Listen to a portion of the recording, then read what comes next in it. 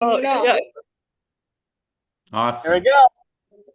She just love that voice. So just to reiterate, we're going to record this so that I can share this with other people. It may be other Pathfinder leaders who want to teach this to their class, or maybe some other Pathfinders just want to learn this. And I'm going to share my screen.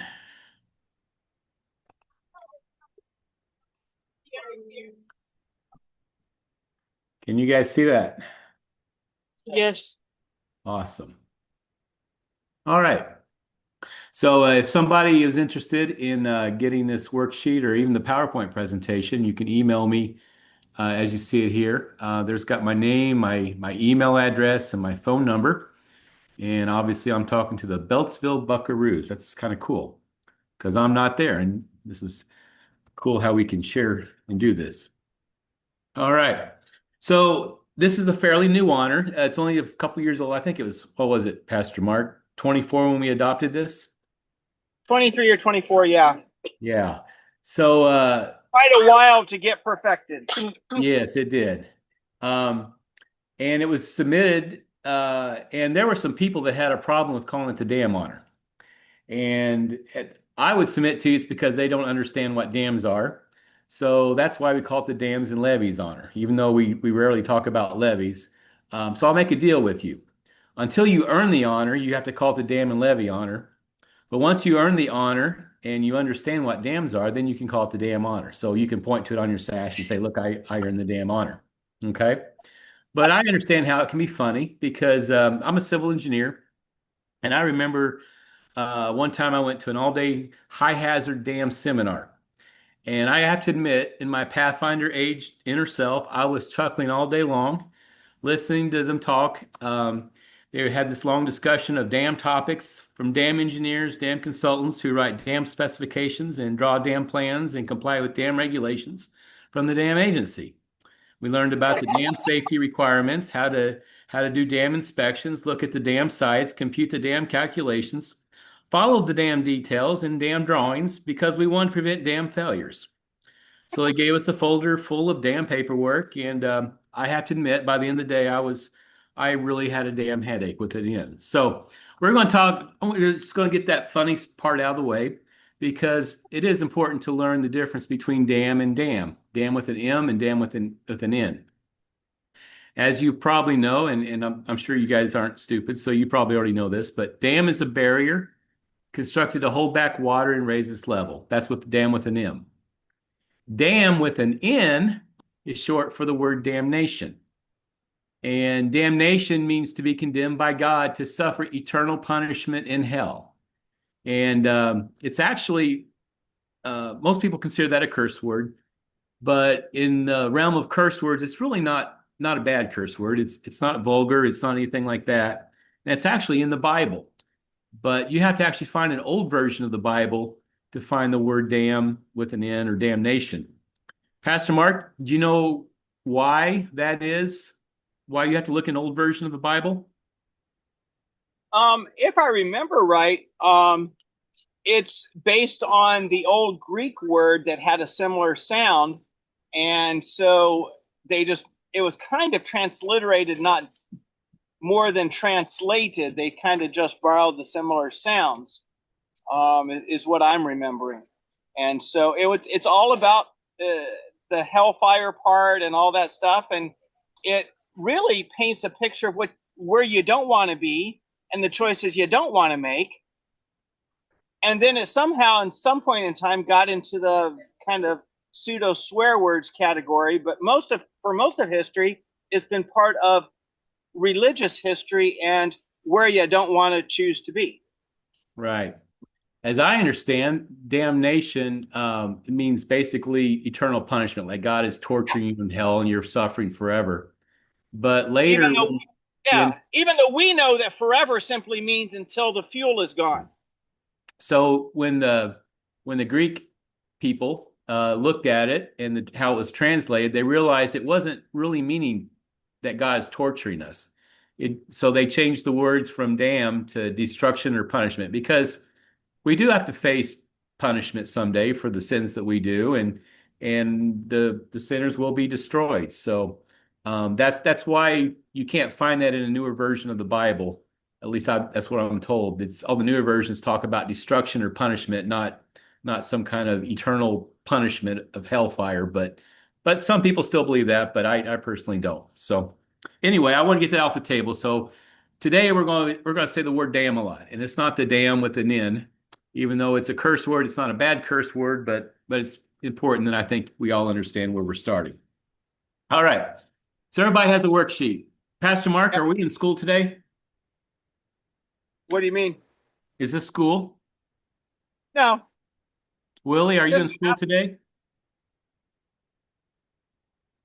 He must have it muted. So this is not school. So I'm going to share with you my answers, and you are more than welcome to copy my answers as long as you have the right answers. You can copy along. So if you copy my answers, Pastor Mark cannot flunk you. That's what I'm trying to tell you. Okay? All right. Let's get started. First of all, what is a dam? Briefly describe what it does and how it's different from a levee. So both are barriers that hold back or control the movement of water from one side to the other.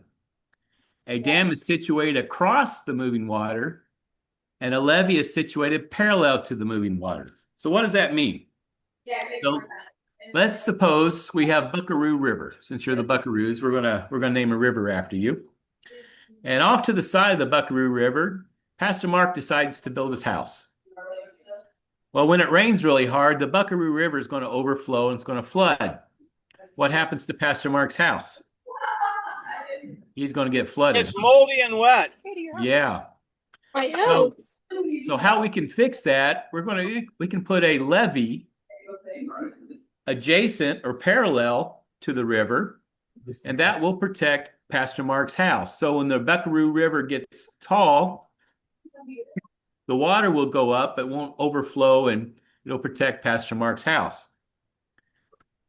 So that's parallel to the river. That's what a levee is. But if we decide to build a structure across the river, like perpendicular to the river, we're going to call it the Buckaroo Dam. Then what happens when we build that?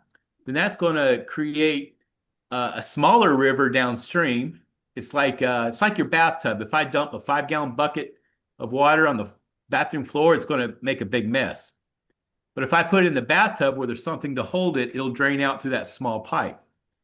And so the lake that holds the water, that's like your bathtub. Now, I will tell you that when you build a dam and it causes a lake, it's actually not called a lake. It's actually called a reservoir. So just so you know, if you want to be that kind of person and correct people in the future, if somebody calls something a lake has to be something that God made. Reservoir is something that man made. So that's the difference between a lake and a reservoir. Okay, you got those words? Barriers, water, across, and parallel. So question 2A, explain how beavers build dams. I think we all know that beavers build dams, but we want to know what. We saw one this morning, a little one, when we were out hiking. Oh, did you? Yep. A beaver dam or a beaver? A beaver dam. Okay. Or the remnants of a beaver dam. It's seen better days.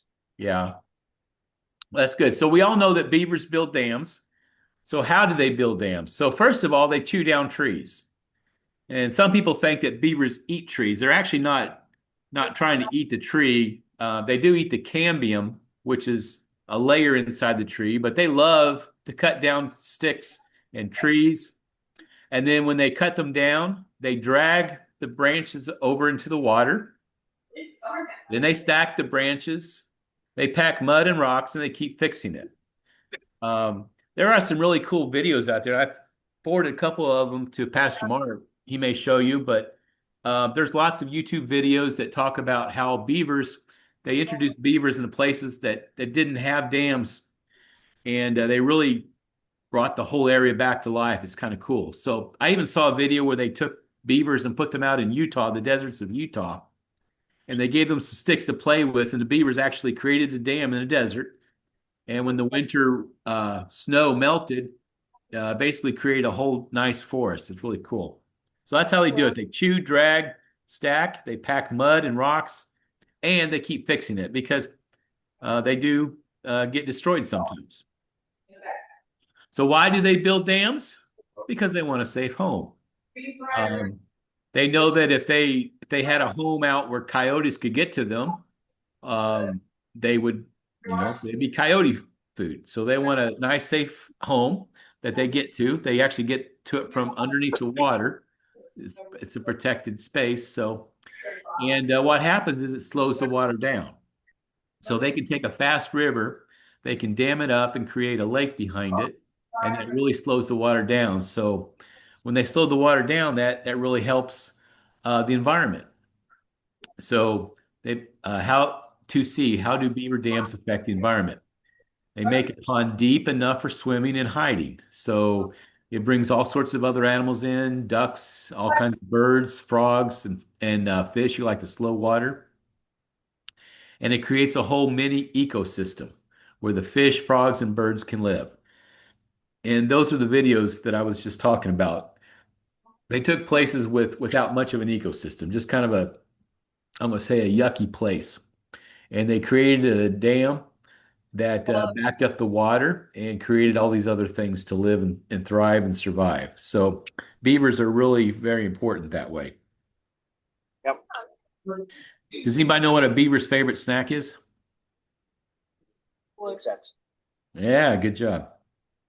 Um, let's see, I forgot to read these as we went through these, but why are beavers good at math? Uh, Let me see.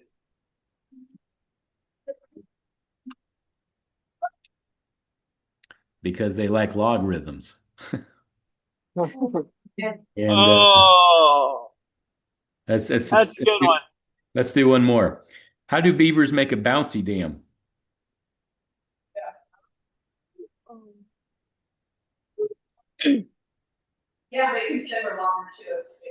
Any ideas? Nope. no, no. They use they use spring water. Oh, All right. All right. So how else my. can dams be created in nature?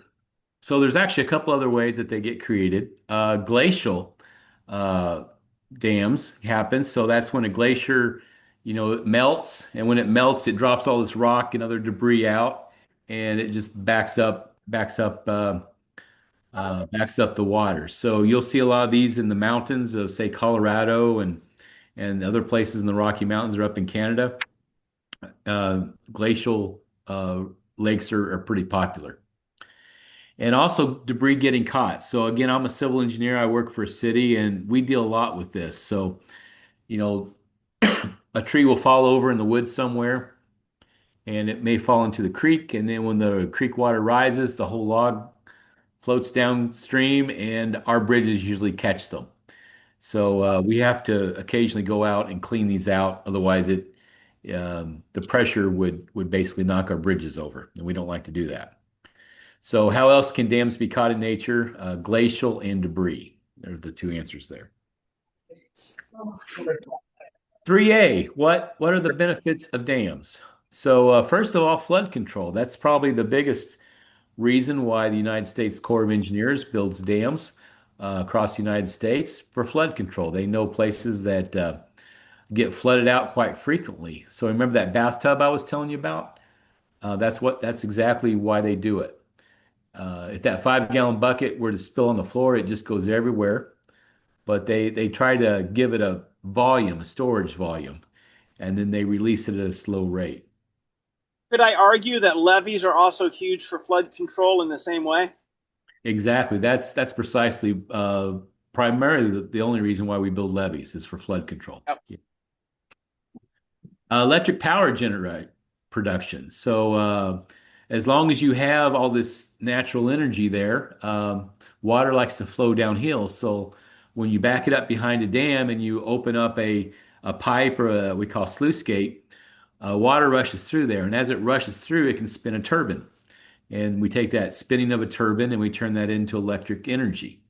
Um, like the opposite of what happens to the alternator in your car, where the actually that's what happens is the spinning. When things spin, then it creates energy, creates electricity. So we've taken that and we've turned that into electric power. Irrigation is another big reason. So um, Again, out west, especially, in California where they don't have a lot of water, they like to preserve every drop that they can. So they'll build big dams. It will snow in the wintertime, and the springtime when all that snow melts, they don't want to waste it and let it rush to the ocean. So they'll dam it up and they'll collect that water, and then they can use that water all year long. Yeah. So it's called irrigation. Navigation of boats upriver through locks. So it's very difficult for a boat to travel through shallow water, especially when they're going upstream. So we build a series of locks, and we'll describe what that is in a minute. But that allows boats to be able to pass much more easily. And then last of all, recreation. So when you have a big reservoir, we can boat, we can fish. I ask AI to take this slide and turn that into a picture, and they create a new sport. It looks like somebody's fishing, but they're really pulling somebody on a paddle boat. So I tried a few different iterations to make it stop doing that, and it didn't want to do that. So AI just created a new sport for you if you haven't. What do you want to call it? Sport fish surfing or something like that? Fish surfing. There you Fish go. surfing, yeah. So, all right. Mr. Next Glenn. picture. I'm sorry, was there a question? Hi, Sure. Mr. Glenn. Sherilyn Yes. says hello. She's listening in. Okay. The next picture, what are some potentially negative aspects of dams? So again, you're going to have to forgive our AI technology. It did its best. It doesn't quite look right, but it gets across what I'm trying to tell you. Um, this first one is generally seen as a good thing, but it doesn't allow sediment to flow down the river. So when when it rains, water flows down into the water, and it flows down to the creek, and the creek flushes everything downstream. Well, when you dam it up, the water slows down and allows all that sediment to settle out. So that means that downstream is usually cleaner, but sometimes that can be a bad thing. So when the water's polluted, we have a saying called the solution to, let me say this again. The solution to pollution is dilution sometimes. And so when something is polluted, one part per several billion is not a big deal. But when you collect all that sediment in one place, sometimes all that sediment can get contaminated because it's all concentrated. So that's the sediment issue. It also hinders or eliminates the passage of migrating fish. This is probably one of the biggest criticisms of dams. And you will see a lot of news stories where people are getting rid of dams for this very reason. It really opens things back up. So someone may have created a dam for, flood control or to help the fish. Maybe they want to fish in a boat, but it keeps the fish from migrating from the deep seas and up the rivers where they like to go. Uh, I saw this a lot when I lived in Wisconsin. We have all this salmon and trout that wants to come out of Lake Michigan, and they couldn't get past these dams. So they've been working on getting rid of these old 100-year-old dams, and the fish populations upstream have improved because it allows the fish to go back and forth. Um, Catastrophic flooding if a dam fails. So imagine if you had your bathtub full of water and I just made one wall disappear instantly. It would probably flood not only your bathroom, but a significant part of your house. And that's what can happen. So that's why it's so important to, once you build a dam, you have to take care of it, just like you would, say, a bridge, because if it fails, it can cause a lot of problems. Um, Maybe before there was some houses downstream that wouldn't flood, but if you release all that water at once, you could actually kill people because it could break it in the middle of the night and they wouldn't be able to get out of their house, and people do die that way. So it can be catastrophic flooding if a dam fails. And it may affect cultural or historical aspects of the people who lived in the reservoir area. It's not uncommon for very, very old dams and old reservoirs they will tell you about maybe a cemetery is buried in the bottom of the reservoir. So I used to work with a guy who would work at a bunch of these boat sport and travel shows. and he would sell maps that he made up. This is the days before CAD work, and he would draw maps of what was underneath the water. He would talk about where the old houses used to be and the old roads because fishermen like to know that. If there's a reservoir and you know that there's a house down there, probably fish are living in that house because they like the cover, they like the structure. And I asked him, I said, Tom, how do you know what's under the lake? Because it's very expensive to get radar and to do all that. And he said, well, he would take old aerials of the area before it got flooded, before the dam was built, and then he would just shade in the areas that got flooded once the dam was built because he could tell what elevation the water was at. And that basically was a map of what was under the water. So it's pretty cool. But a lot of historical things can get covered up because you're basically flooding areas that people used to live. Number four, list the five materials historically used in constructing a dam embankment.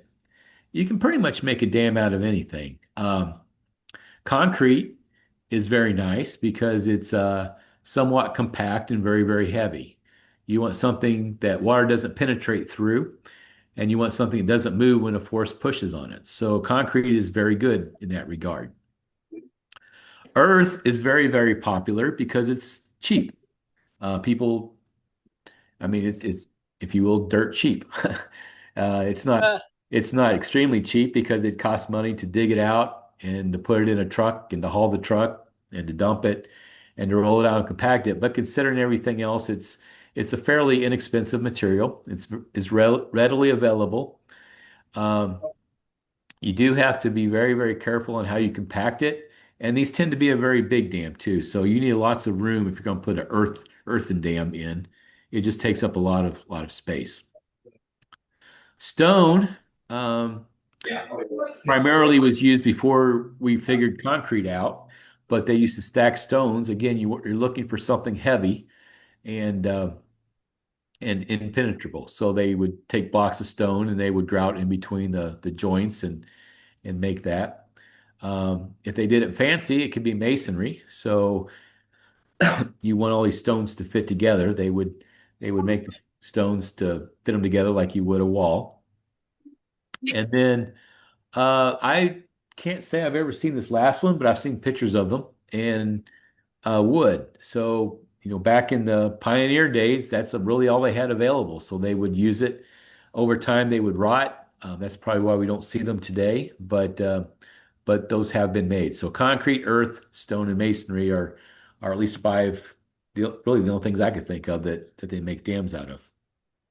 Mr. Glenn, Yes. most of the dams were made back in the pioneer era, and they were often used so that the water so that they could slow down the water enough to send it under the mill wheel and around a little kind of a levied channel so that it would go under the mill or beside the mill so that they could grind flour and meal and that kind of thing. So it was more of a diversion to make sure that they could make use of the water power than anything else. And it Yeah. often lasts than a couple of years. Yeah, instead of electricity, that's what they used. They were able to spin the turbines, if you will, only it looked like a big wheel. And they used it instead of turning that into electricity, they turned that into mechanical power that they turned a big stone wheel and crushed flour, um, or wheat and corn into flour. So yeah, that's correct. So this next one, oh, by the way, I'm going to apologize for three. Um, let's see. I messed up on the worksheet. I think you probably noticed that, but um, if you have questions, I can share the answers with you later. This next part, from the pictures, identify the following structures and explain their features and applications. So it's got the names of every single dam there listed. And then I have pictures and they're at random. So I'm going to show the picture and I want somebody to guess at which dam we're talking about. So which dam is this? Aside from the one on the far lower right. Which which dam is that? There's a guess that it's a lock. It is not. So that is not a lock. Green. Try one more. Their guess is diversion. Diversion is not it either. It's a gravity dam. So it's a, if you notice, and this again, this is made out of concrete. It's just heavy and just sits there. So it notice it's a straight wall. So the water pushing on the back of it can't push it because it's just heavy because gravity's holding it down. That's why it's a big heavy dam. So the answer would be C. You want to put C or right gravity dam under the lower right. Okay. What about this next one? What do you think that one is? Yeah, they're saying levee. You're right. That would be a levee. That would be F. So, of course, this picture is on the upper right-hand side of your diagram. What about this one? What do you Their think? guess is arch. You are correct. That would be an arch dam. So notice that it's arched in the horizontal direction. Imagine an arch bridge. Imagine that turned on its side. That's how it's holds. So when the force hits the middle of the dam, that force is uh, there's nothing on the other side. And notice it's a skinny dam. So the forces go left and right. And then the next block takes that force and then shoves it further right. The next block takes that force and shoves it further right. So it eventually, it's actually the edges of the dam that are holding the stresses on that, holding back all the power. So yeah, correct. That is an arch. So what is that? A. That would be A. What about this picture? Hydraulic. Yes, you can see the veins for each section go through. So depending on how much electricity they want to produce, they may open one or several of these veins. Um, Depends if everyone's home using electricity or if everybody's out camping like yourselves. It depends how much electricity everybody's using. They want to make different amounts of electricity. So inside each one of those veins is a rotor and it's spinning and it's again creating electricity. So that would be, what number is that? That would be E, hydroelectric. What about this one in the lower left? Diversion. Say Their again? guess is diversion. No, it's not a diversion dam.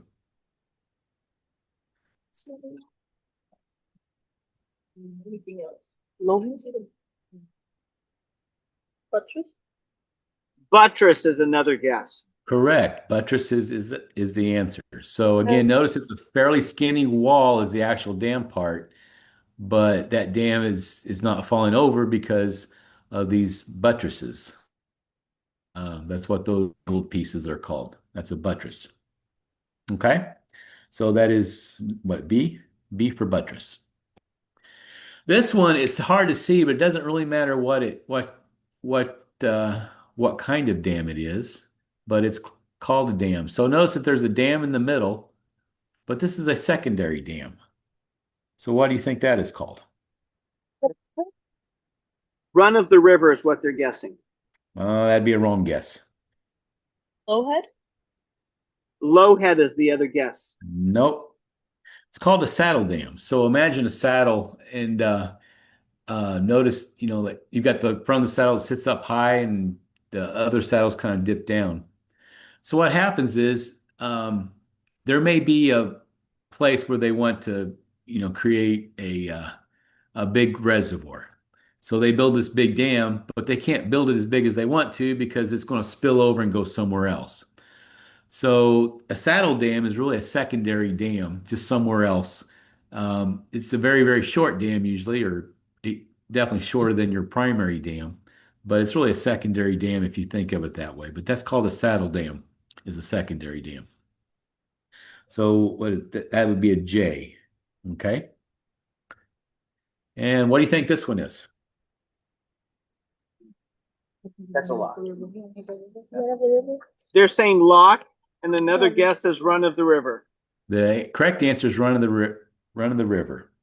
So what happens is sometimes you want a dam to say maybe in this case you want to create electricity, but you really don't want to create a big reservoir behind it. So this is the way that they can fit a dam inside of an existing river without spilling over too much. So this is really just looks like a wide place in the river, and they use it this way so that they can have a long dam to, in this case, hydroelectric, and they don't have to create a big reservoir behind there. So they're basically just trying to guide the river through the power maker. Right. And they just need a long dam because they need that long of a hydroelectric dam in this case. Okay. What about this one? Lock. It is not a lock.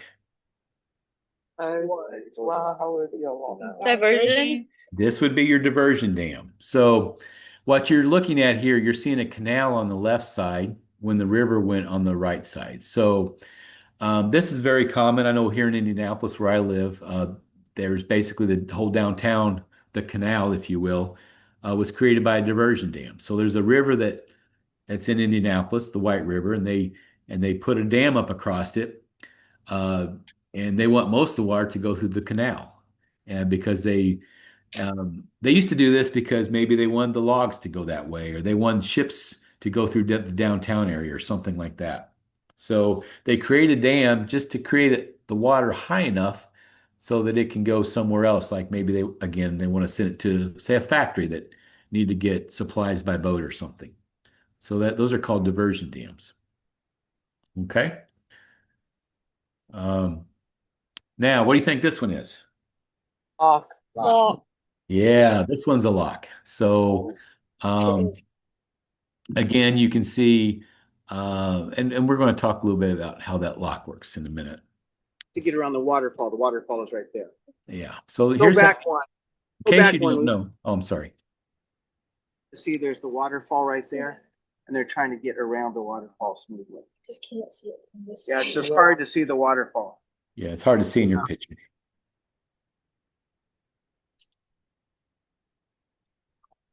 So what's the last one that we haven't done? Go ahead. Low head. Low head. Yeah. So the last one is at H is the low head dam. And I'm going to show you a video of how that worked or why that's a problem. Oh, no, I'm going to show you the, oh, I didn't have that on the picture. Okay. I do want to show you how a lock works though. And you can see the video. You're not watching the video, are you? Not yet. Let me see how I can share the video. It's out. You have YouTube open now, so now you just need to press play on the YouTube, and we should be able to see it.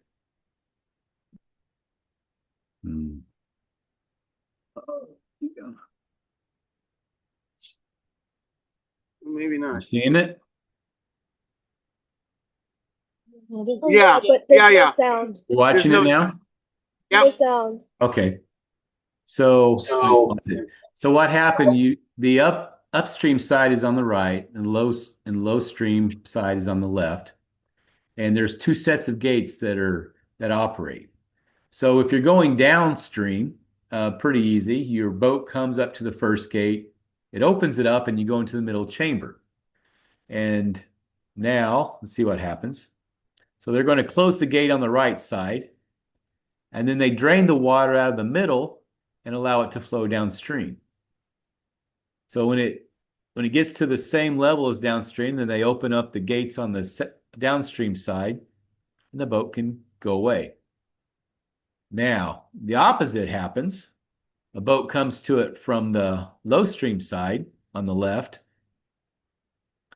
And notice that the middle chamber is the same water elevation as the downstream side, and they open the gates on the downstream side. And the boat comes in, and then they close the chamber on the downstream side. Now they start taking the water from the upstream side and letting it flow into the middle chamber. Keep in mind that the downstream side is completely closed, and that fills up the middle. And once it obtains the same elevation as the upstream side, they open up the gate, and the boat goes on its merry way. So that's how that works. Okay. All right, let me stop the sharing here. and go back to my PowerPoint. Okay. We will be talking about low-head dams quite a bit in a minute. So sorry I didn't get that picture in there.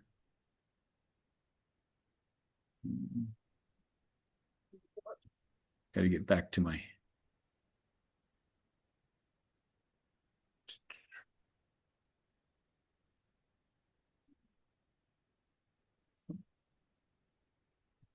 All right. Are we back on my screen now? It says 6A cutoff No, trench. see No? you. Am I not sharing my screen properly? Let me look down. Uh,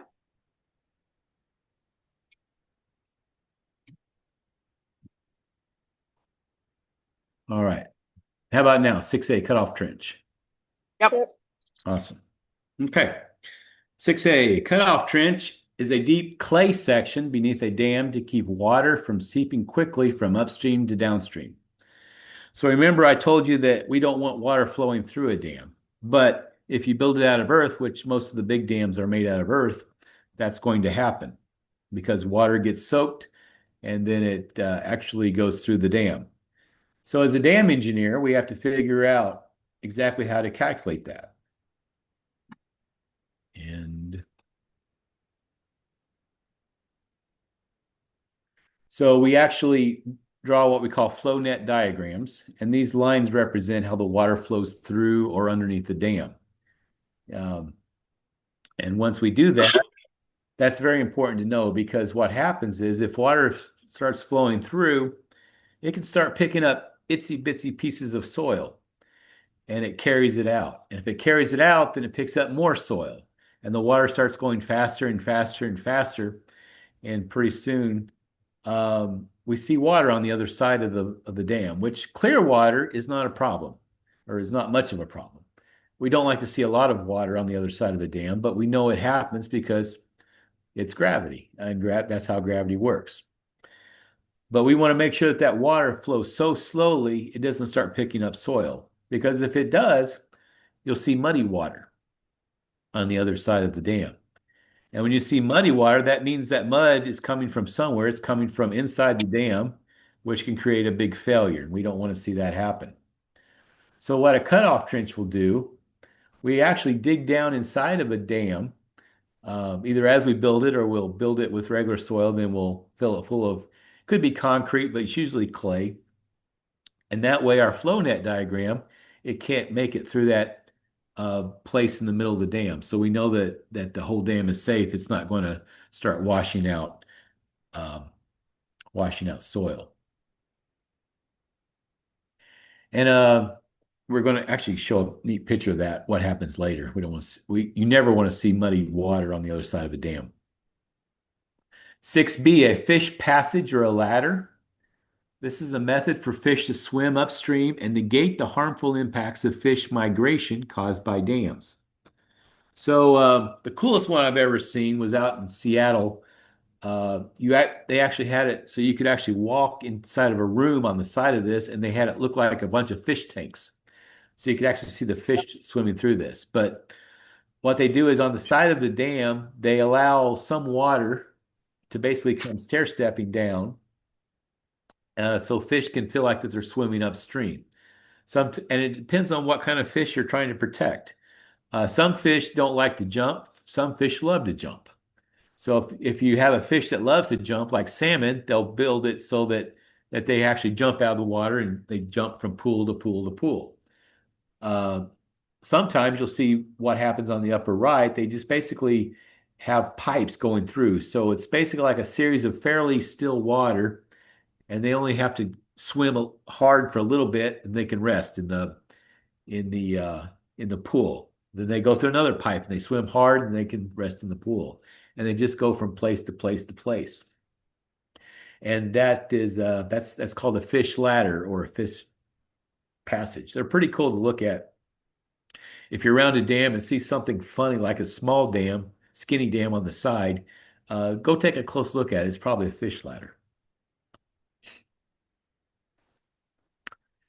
A rock toe, you need to know what a rock toe is. Large stone we call riprap. These are If you've ever seen a stone that looks, at least the size of, say, a soccer ball, maybe larger, we call that riprap. Not to be confused with riffraff, and we don't want to see riffraff hanging around our dams, but we do like to see riprap. Riprap is heavy stone. Placed on the toe of the downstream side for additional stability and allow seepage without losing the fine soil. So dam is, for the most part, especially the big dams, it's all about getting that dam as heavy as we can because if a dam were light, the water could just push it downstream and it would break. But we're worried about having that dam just a heavy structure, and having riprap helps that out. But it also helps. Remember, I talked about water seeping through. So even if water does get through our clay layer, we want to make sure that it comes through the other side. They'll put courses of various sand and gravel, and basically that filters the water. So we want to keep as much of the dirt in the dam as we can, because if you start seeing dirt again, if you start seeing dirt come out the other side, that dam's about ready to fail, and we don't want to see that happen. Spillways. So there's actually two kinds of spillways. One spillway is usually looks like a little house or a pipe out in the middle of the water. That allows normal rain to basically pass through the dam. So it goes into a pipe and comes out the bottom. That's what you see on the left. But we can't design for everything. Sometimes you get the Noah's Ark storms, and the water comes, or the main spillway can get plugged. And if that happens, the water has to have somewhere to go. And we don't want to just go up and over the dam, because if it goes up and over the dam, then it starts eroding the surface of the dam. And again, dams are all about gravity. If you start, if you start getting rid of the soil as it flows over the dam, then that's less soil to hold back the water, and then your dam could collapse. So it's very important to look and make sure that every dam has a safe spillway to allow for water to get around it. So usually it's sometimes we will do it in concrete so the water won't erode the soil, or again we use riprap so that when water gets over it, it can rush out without having to wash out the dam. So we want to make sure that the dam stays safe. So again, there's the main spillway and there's the emergency spillway. So those are important things to look at when you're inspecting a dam. Piping. Here's the picture I told you about that we don't want to see happen. My very first dam inspection job, I went out with an engineer, and that's what we were looking for, was we were afraid a dam was going to collapse. And so we saw water coming out of the other side of a dam. Fortunately, somebody saw it and they called an engineer and says, "Hey, come look at this." So we rushed out, we dropped everything, we rushed out to look at it. Again, the clear water means it's not good. You don't like to see that happen, but at least it's not washing out muddy water. So piping is what we call that, when water starts seeping through an earthen dam, causing fine particles of soil, leaving voids. So again, if it's washing out mud, that mud came from something. So it's leaving a hole inside of your dam until erosion from inside of the dam causes a failure. Evidence of piping is found by muddy water on the downstream face and should be reported immediately to the owner or authorities. So even if it's not your dam, if you're out somewhere and you're walking around a dam and you see muddy water coming out of the side, or it looks like something's happened which caused erosion, make sure somebody knows about it, because literally somebody's life could be at risk if that dam were to break loose and it were to collapse. So make sure somebody comes out and looks at that. Piping is what we call that. Huh. So this is low head dams. I didn't have a picture a while ago, but here's what one looks like in real life over on the right. And usually these aren't very tall and they look harmless. Look how calm that looks. But then they should have some signs up that says danger. So people will kayak around these, or they'll go fishing around these, and they'll think, oh, I can swim. It's no big deal. But these are actually called the killing machines or drowning machines. Because what happens is if you were to fall in one of these locations, it may look like it's fairly calm on top, but underneath the water, there's a lot going on. It's going round and round and round. And if you get caught in that, it's like being caught in a tidal wave out in the ocean. The currents are so strong, it's going to pull you under, over. It's like you're in a washing machine, just going round and round and round. And even if you could survive that, you wouldn't be able to swim. You may be the best swimmer in the world, but physics says you can't swim. And the reason why is because you see a bunch of air bubbles in this picture here. So you may be able to swim in a swimming pool or out in the ocean, but if I were to infuse that water full of air, you would drop like a rock. And so as much of a you may even have a life jacket on and you think I'm safe, I've got a life jacket on, but you physically can't float. And given those two circumstances where you're basically churning in the water and where you really have no control about where you're going or when you come up for air. The fact is that there is air bubbles. You can't swim even if you are a good swimmer. So it's very, very important to stay away from these locations. If you're out kayaking or canoeing and down a river and you need to get out and go around these places, get out and go around them because um, depending on the year, but approximately 50 people die each year playing around these locations when they shouldn't be. So, by all means, take your kayak out, go around these locations. It may look calm on the surface, but underneath the surface, it's a place you don't want to be. And I'd hate for something to happen. So, I wanted to make sure that we covered this topic in detail in the honor. It's very important to know. Number 8, dams are complicated structures. How do the following issues affect the consideration, design, or construction of a dam? Can I get turns from somebody coming up? And if you were an engineer or if you were to put a dam on your property, how do you think you'd have to think about these various categories? Somebody, how would a dam affect the wildlife now that you know Hey, Jacob. about dams? If you don't have a fish ladder, it could cause fish who may be migrating through the stream. It could cause them not being able to go on their usual migrating route. Correct. Yeah, Jacob wildlife. says it affects migration. Yep, that's very true. It does affect migration, and we talked about the beavers, how they can create a whole wildlife area just by creating a dam. So it can improve wildlife, and in some cases, it makes it deteriorate. What about the water quality? How does a dam affect water quality? Can I have another volunteer?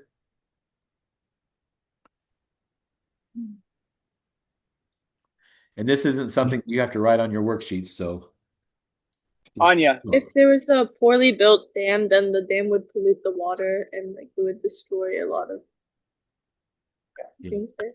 So it can actually improve the downstream water quality because it makes the sediment settle out, but it can also make the upstream somewhat less desirable because it settles out and becomes mucky. So, Yeah. what about she was emergency? talking about poisoning the water or polluting the water, and that's pretty much yeah. Yeah. What about emergency spillway? What do you have to think about with your emergency spillway? Another volunteer.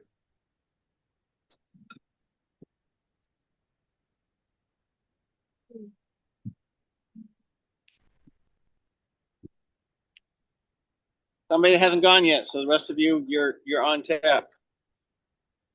Not sure question. Not sure it could be harmful.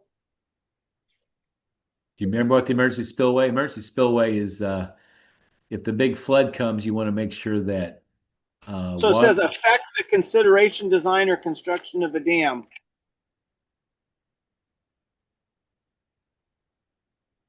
Yeah. So you want to have a big emergency spillway because you don't want the big rains to wash out your dams. So you want to give the big floods someplace to go without tearing up your dam. So you want to make sure it's big enough. Yeah, they were basically saying that they did not see a downside to an emergency spillway. All they could see was advantage to it. Yeah, but you want to make sure it's big enough. That's a design consideration. Sure. So we haven't talked about this yet, but what do you think an emergency action plan is? a way to get away from floodwaters if something happens. Yeah, what happens if the dam looks like it's going to fail? You need to Yeah. have the phone numbers of everybody who lives downstream. You need to, make sure the police and fire and everybody know what to do. The Public Works knows what's road to close because you don't want somebody driving on a bridge or a road and when the dam, breaks loose and you don't want people to lose their lives. You want to make sure that someone makes sure that no one is in those houses that could be affected. You want to make sure that who's going to fix it. You should have a plan. So I know that I have a contractor who lives nearby who has big equipment who can come over and fix it if I need to do those things. So we have emergency action plans that we do for every dam, especially the high hazard ones. Uh, so in case something does go wrong or it looks like it's going to go wrong, we know how to fix it and or keep people from getting hurt. The several dams that we have in our area have big alarm systems right there at the dam to allow evacuation to take place very quickly. Of course, there's more extensive plans than that, but I know the two dams that we're closest to have shrieking siren kind of warnings right there at the dam. Yeah, imagine a big rainstorm, the dam starts failing, but nobody's out walking around the dam, so nobody sees it until the last minute. When they break, they can break, and it's a big wall of water. It goes down, and again, people need to know quickly to get out of the way. What kinds of safety considerations, if you were to build or design a dam, what that you'd have to think about?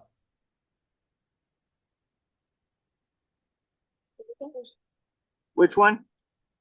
E, safety. What kinds of safety considerations?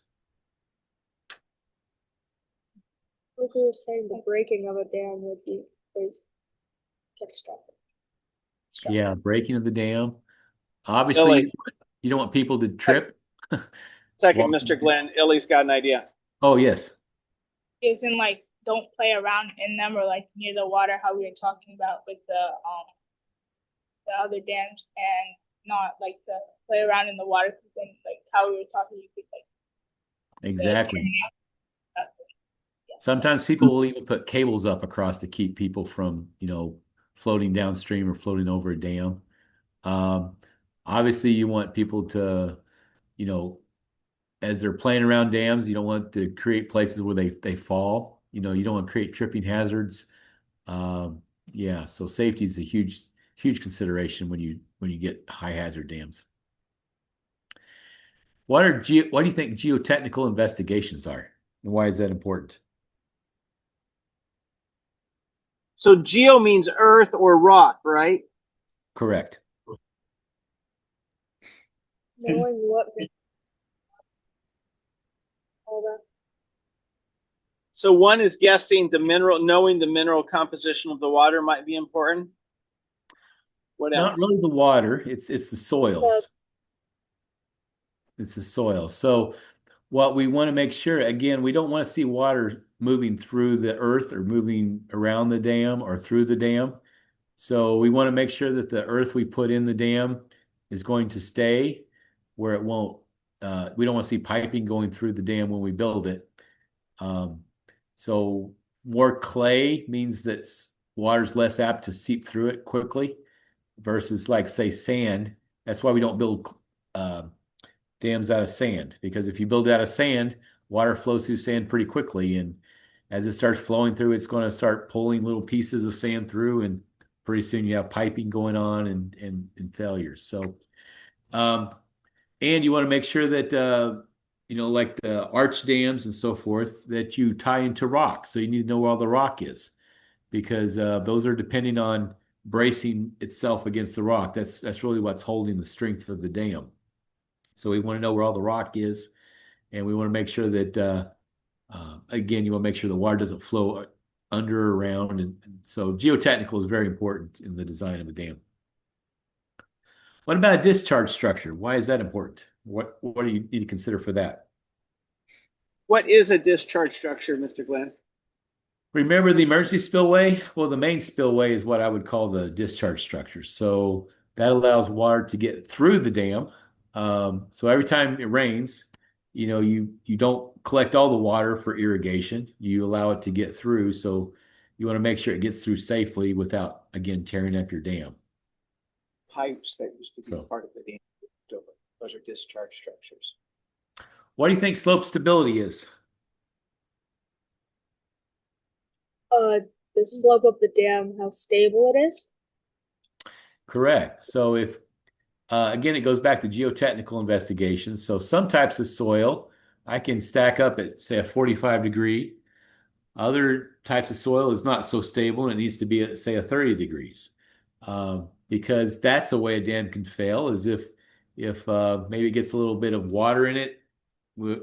On normal rains, it just rains on the surface and the water just sloughs off or makes the soil slough off and then again creates where your dam isn't as heavy as it wasn't when it was built, and then it can fail that way. So you want to make sure that the dam will stay by its in the right shape. It won't fall apart. You know how when you build a sandcastle, there's like a certain uh, slope that you can stack your sand and not have it fall apart. But if you try to stack it too steep, it'll fall apart very easy. What do you think hydrology and hydrologic analysis is? And why is that important? Hydro means water. Maybe like Kai Kip, go ahead. Yep, that's hydrology. Yeah. like calculating how much electricity can be created Yep. by turbines and whatnot. They are saying that because it's the study of water and what water is moving and doing, that it would be important to know what putting a dam, what that would do to the water and energy, and how much energy you would get out of the water if you put a dam in there. Yeah, that's part of it. More so is we look at the tributary area. So is there an acre of land flowing to this reservoir, or do we have 500 square miles flowing to this reservoir? So based on where you're at, we look at how much rain should we expect, and how much of that rain is actually going to flow off. So that tells us how big our spillways need to be and our emergency spillway. Um, if we have a lot of water coming to us every time it rains, or just a little bit of water, or when does a 100-year flood, if that 100-year flood were to happen, how much water is that? We need to make sure that the dam can hold that much water um, without rupturing. Because again, if you overload your spillways and your emergency spillways, then it starts flowing over the dam, and we don't want to see that happen uncontrolled. So that's very important. We talked about this. Does anybody remember what flow net analysis is and why that was important? Jacob. So about how the water flows through the dam and whether it could like create poison and stuff. Right. We want to make sure that when that water flows through the soil, it flows so slowly that it doesn't start carrying particles with it. And we want to make sure, ideally, none of it actually gets through the dam. It actually flows under the dam, or flows so far under that it's so slow that no one even notices. It would be ideal, but that doesn't happen. So we do have to compute that based on soil particles and other issues. Permitting. What do you think permitting has to do with the dam?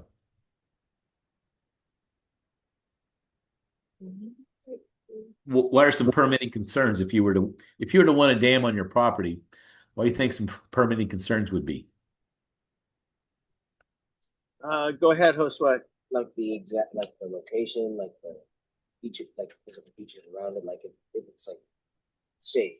If it's like safe, he's saying. Yeah.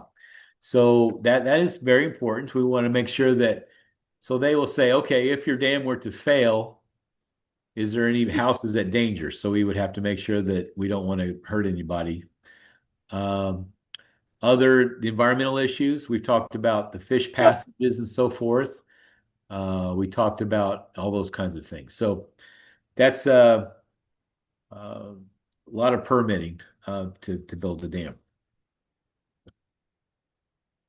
So this next part, it says research or interview an engineer or other expert on dam safety. Have the expert explain the inspection techniques that they use to identify a failing dam.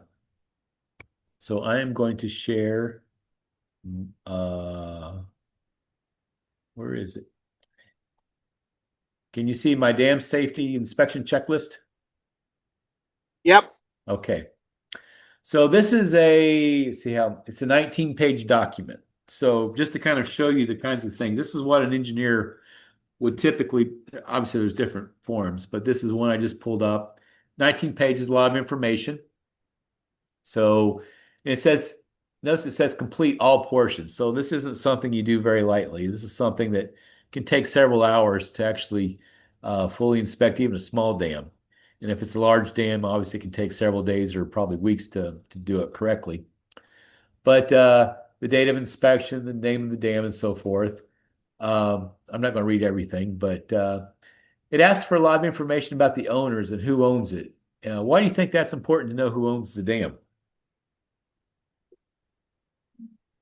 Go ahead, Anya. That they're responsible if there's anything that goes wrong with the dam. Right. So again, if somebody, say yourself, happens to be walking by and you're driving by a dam and see it failing, you can call the county, and the county should be able to look at this report and say, "Oh, we know who owns it, and here's their contact information. Here's the people that designed it, constructed it. So if there's a problem, they can probably hopefully call the same people and have them fix it." And so you know who to sue if it does fail. Well, that does come into play too. So yes. And the owner, you as the owner want to make sure that it was inspected correctly. So you want to, if you get sued, you want to show that you did everything correctly. Yep. So the uh, emergency action plan, EAP, and the operation manual, is that up to date and locations? So where is that action plan? We talked about how important that is. How often do they operate the lake drain? Make sure they open it. Ask about mowing. Why do you care if somebody mows their dam? Why do you think somebody, Grass holds earth together. what's that? The grass holds earth, makes it keeps it from moving. Yeah, actually that helps. Well, for a couple reasons. So one, you want to make sure that people keep it pretty well mowed because if the dam is failing, you don't want to be growing up with weeds where nobody would notice. You want to be able to see it. You want to be able to walk it and inspect it and make sure the grass is fairly short. So if you do get muddy water, you can see it coming out. Imagine if it was more like a wheat field or weed field, I should say, where all the weeds are 3 foot tall. The dam could be failing and you would never see it.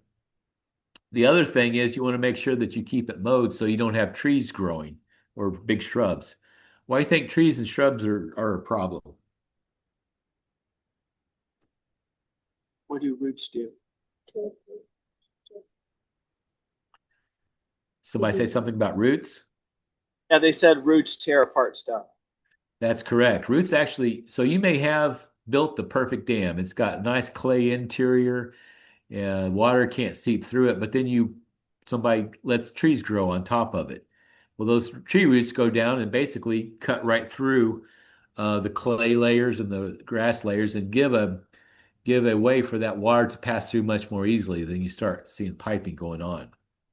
So as someone who's been around dams, I can tell you when I walk around a dam, I can tell you how well it's taken care of by how much trees and stuff you see around the dam. So a dam that's properly taken care of, they should not have any trees or shrubs growing, and they should keep it pretty well mowed. Questions about has it been repaired? Has it been failed any? Um, let's see, what else do we have? The height, obviously, the higher the water that's holding, the more pressure it's going to put on going through the dam. Vegetation, again, talk about the trees. You want to make sure that you don't see a lot of big trees and brushes. Slope protection, the riprap. There's our riprap. We want to make sure that is it large riprap? We want to make sure that it's in the right place. Erosion, you want to make sure that you don't see erosion. You don't want to see what we call rivulets, where water runs over the top of the dam and starts creating like little channels. Again, it's just weakening your dam by getting rid of soil. Cracks, the opposite, you don't want to see your dam get too dry because if it gets too dry, then it starts cracking. And then if it starts cracking, then it just can crack into the dam.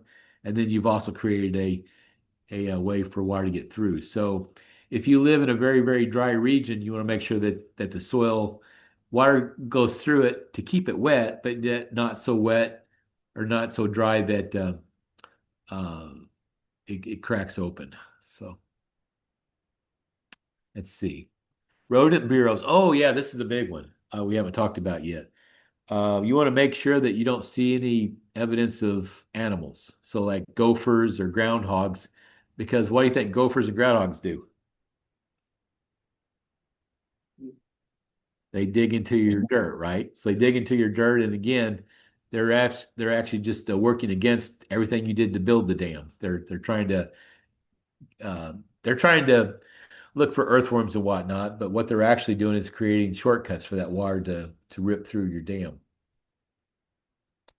Vegetation, erosion, alignment. You want to make sure that, so in a dam, especially if it's maybe a concrete structure, you may see it start to move a little bit.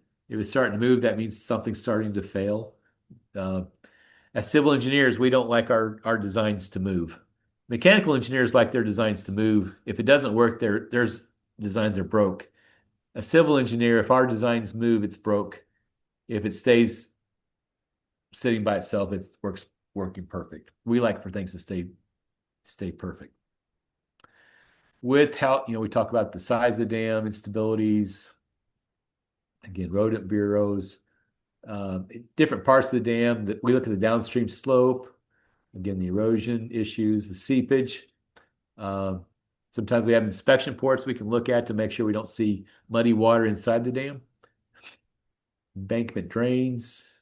So I've never seen one, but a lot of the big dams have monitoring. They actually have monitors to indicate if something's failing so they can set the alarms out. Talk about the spillways, inlet materials, um, outlet obstructions, outlet materials. Yeah, and you just want to make sure it looks like the day it was built. If it doesn't look like the day it was built, what's going wrong? Is it because something's failing or not being taken care of? Inlet problems, outlet obstructions, materials. So if there's pipes that were designed to go through it, we want to make sure that the pipes haven't started corroding and failing that way. Uh, Lake drains, access to the gates. We want to make sure that they aren't clogged, because if your main outlet structure is clogged, then that means every time it rains, it's using the emergency bypass, and so that means when you get the big rains, the emergency bypass isn't big enough to handle the design storm. So again, that's 19 pages, and then we draw pictures, and we like to draw pictures and indicate what we found and where we found it. So we make sure that when we're done, we talk to the owner of the dam, and then we turn this into the state regulating authority, usually Department of Natural Resources, and they keep all these on file. So that's what a dam engineer does on an inspection. Any questions from the audience? Go ahead. How often do these inspections happen? Oh, that's a great question. It depends on the kind of dam it is. So, um, for example, if there's a really large dam, it probably has a thorough inspection every year. If it's a fairly minor dam, like a small dam, or doesn't have anything downstream, maybe you can go every 5 years. It depends on what your local requirements are. That's set by every state. Every DNR will set that standard. Hey, any other questions?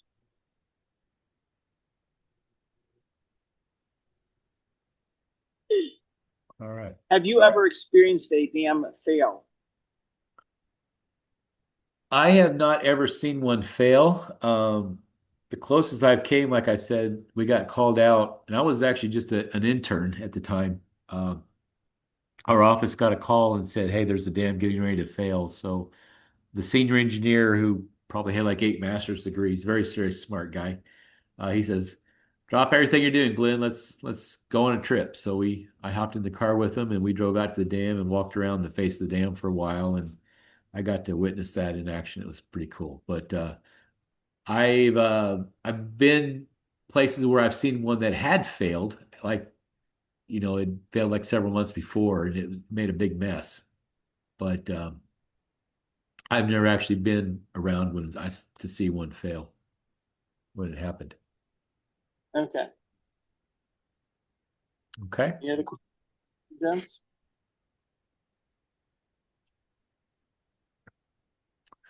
So for number 10, we have some options. Option A is you can research or visit a fish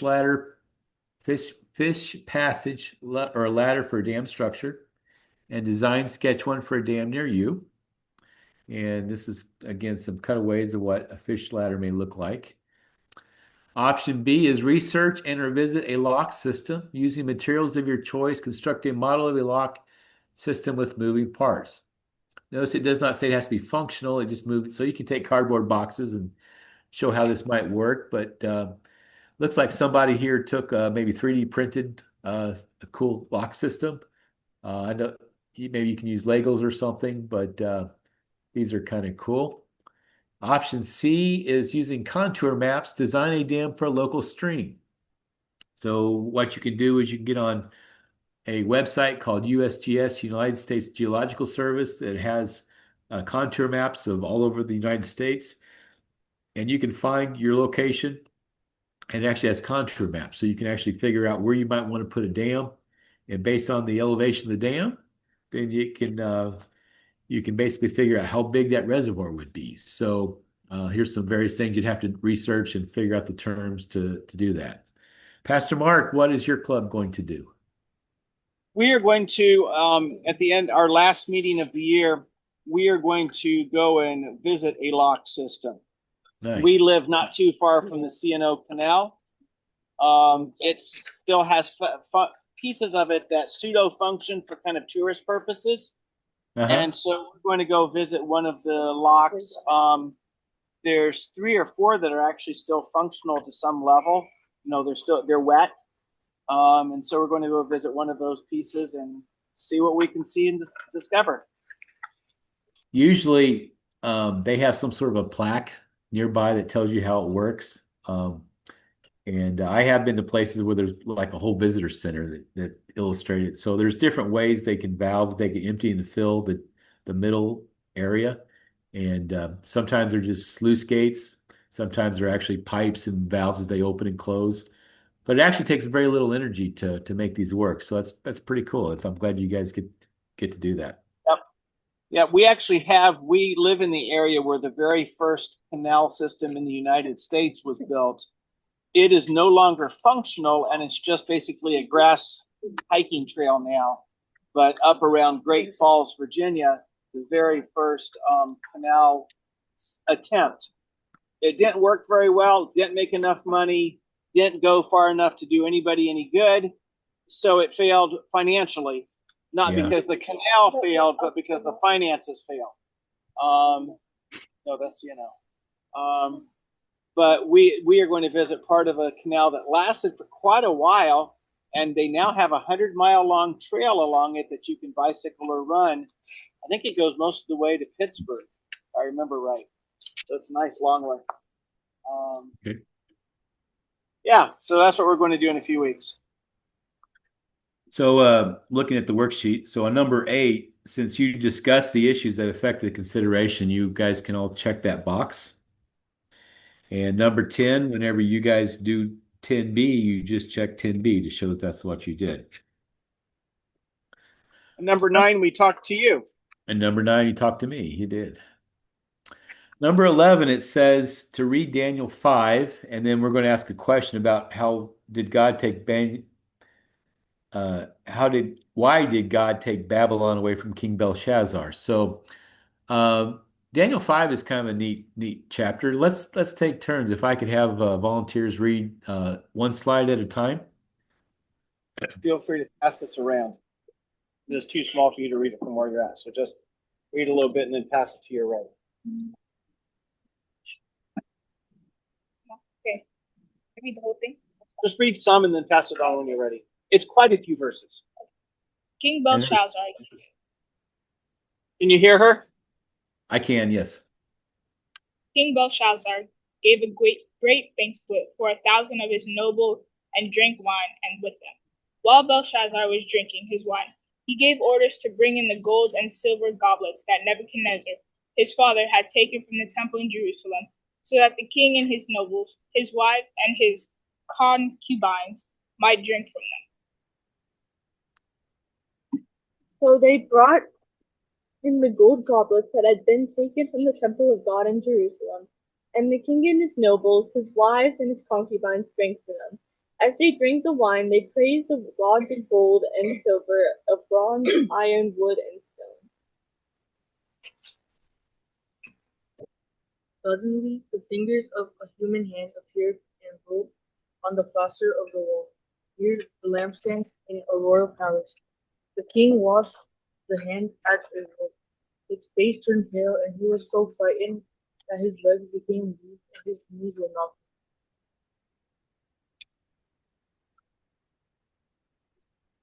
Read several verses. So 8. The king summoned the enchanters, astrologers, and diviners. Then he said to these wise men of Babylon, whoever reads this writing and tells me what it means will be clothed in purple and have gold chain placed around his neck, and he will be made the third highest ruler in the kingdom.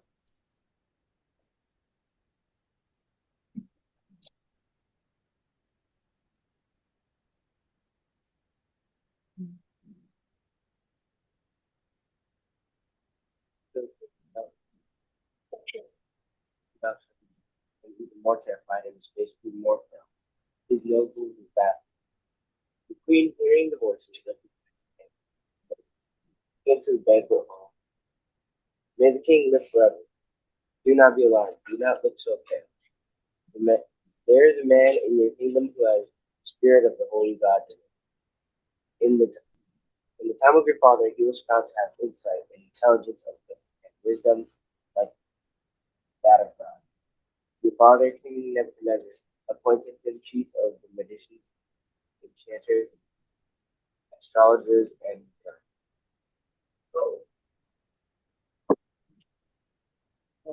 He did this because Daniel, whom the king called Belshazzar, was found to have a keen mind and knowledge and understanding, and also the ability to interpret dreams, explain riddles, and solve difficult problems.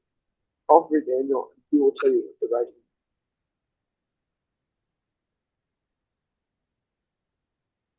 So Daniel was brought before the king, and the king said to him, "Are you Daniel, the one of the exiles my father, the king, brought from Judah? I have heard the spirit of the gods is in you, and that you have insight, intelligence, and outstanding wisdom."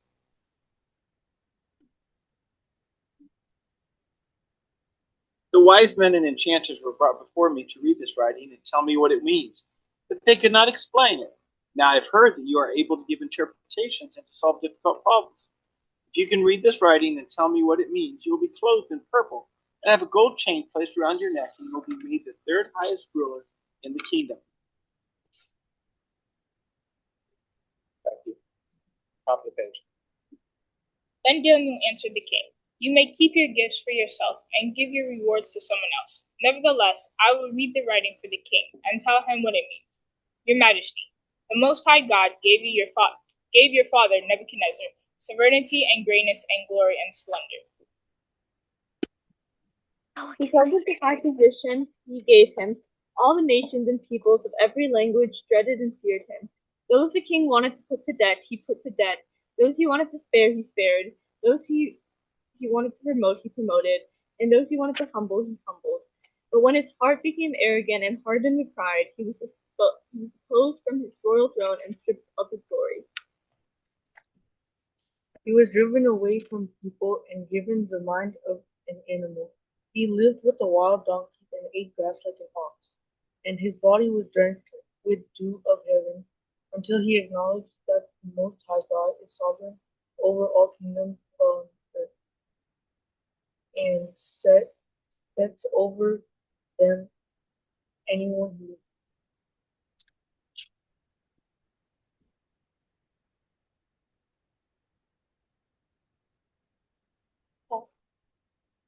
But you better listen. Have not humbled yourself. Do you know this? Instead, you have set yourself up against the Lord of heaven. You you have the goblins, nobles, your wives, and your concubines drank wine from them. You praise the gods of silver and gold, of bronze, iron, wood, and stone, which cannot see or hear or understand. But you did not honor the God who holds in his hand your life and all your ways. Therefore he sent the hand that wrote the inscription.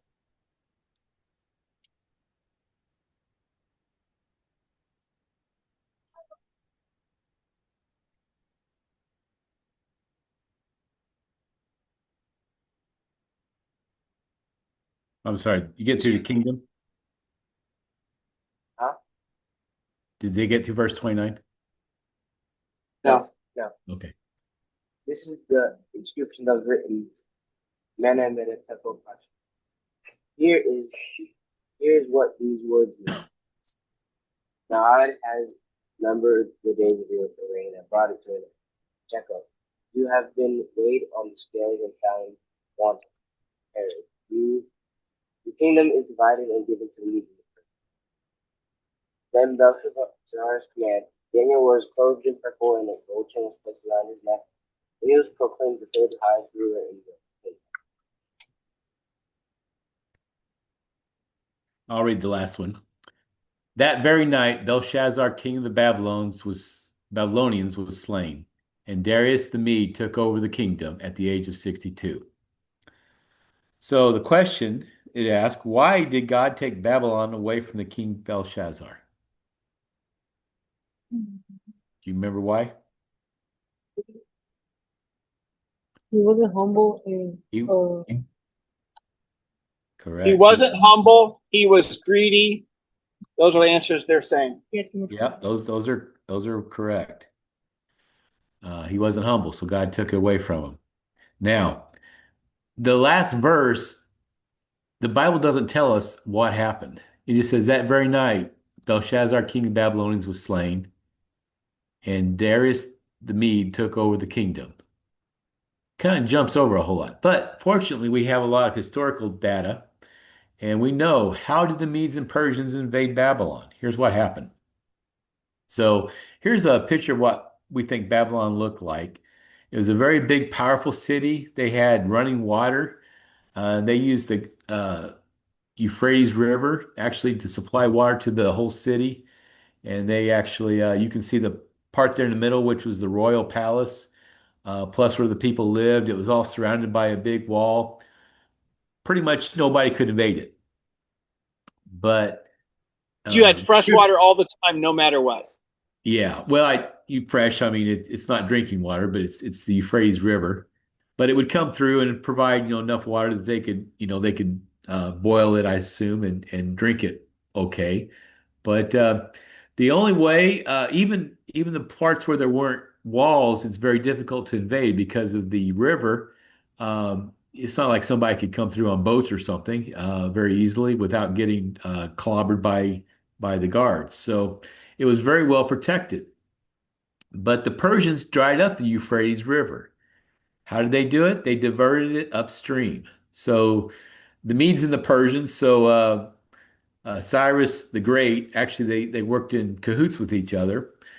Cyrus actually dug canals upstream, and then he probably, we don't know exactly how he did it, but he probably took the dirt out of the canals and dumped it in the Euphrates River.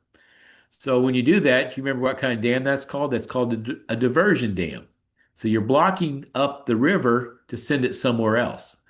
So they dug canals to send it to like a valley, and they took that water or they took that soil, probably took that soil from the canals, and they dumped it in the Euphrates River, and it dried up the river, causing a diversion dam, if you will. And so when it dried up the river, then the soldiers could really just, they didn't have to swim down the Euphrates River. They just marched right in. And they happened while they were having their big party and they were drinking and drinking from the goblets and so forth. And it just so happened that that all happened at the same time. God wrote on the walls as they were building their dam. So that's how the dam plays a part of the story. The Bible doesn't tell us all that, but we found out from other historic literature as to exactly how they were able to accomplish that. So again, the Persians dried up the Euphrates River by diverting it upstream. Cyrus the Great dug canals and made a diversion dam, and the Medes invaded Babylon. So again, the Persians and the Medes worked together. So Yeah. I'm sorry, is there a question? The last requirement we have to do on our own. Yep. So share a devotional with your Pathfinder Club on a spiritual lesson that you learned while studying this honor. And it says Pathfinder Club, but I would suspect that Pastor Mark would let you, if you wanted to do a devotional for your family or something like that, that would also count.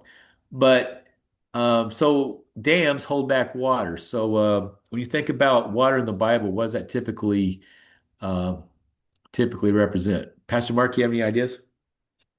Well, we were talking about this the other day that often in the Bible, water represents purity or cleansing or new decisions. We thought of baptism. We thought of the related communion kind of thing. We thought of texts like "wash me," um, and of course, the snow is a version of water. The white as snow is part of our Isaiah PBE this year. And so water often has a cleansing or a purifying aspect in scripture, though another thing in prophecy, water is separation. And so, for example, when he wants to talk about one people separated from another, he will talk about water being between them. So Then there's perhaps, so perhaps a dam, it holds back the Holy Spirit, or it does some other allows you to do those cleansing things, or if your dam fails, if you if your dam is leaky and it causes failures, it can cause failures in those various things that you just mentioned. So those are some ideas. Let you guys be creative, and I don't know how Pastor Mark wants everybody to do it for Pathfinders, or do worship somewhere what else. I thought of was because we have the nursing home visit in a couple of weeks, that maybe that gives us that core thought that we want to toss in with our music. So I don't think we have a worship this weekend. I don't think we have one because you know how the Friends and Companions kind of take priority on that, like we did back when. And then Voyagers, I think they had a need. So it's an investor for achievement thing. So I don't think we have one this weekend for camp out, but we have a nursing home visit coming up soon. So we'll be good. And just remember, until you actually earn the honor, you have to call it the dam and levee honor. And then once you earn it, you can show that you understand what dams are, and you can call it the dam honor. So, Yeah. any other questions before we call? I hope you guys enjoyed this. I enjoyed teaching it. Um, again, if you got any questions, and for the people watching on video, if you want help teaching it, just give me a call or send me an email, and I can send you my PowerPoint presentation and worksheets, and even help you teach it if that's what you desire. There we go. Thank you. You guys enjoyed Yay! it? Did you enjoy it? Yes, Was sir. it a damn good honor? Yeah. There we go. Awesome. Okay. Well, good to see you. You can Thank you. stop Thank you. recording and take care. Yeah. Yeah. Thank you so much, Mr. Glenn. We sure do appreciate it. Let me stop the recording here.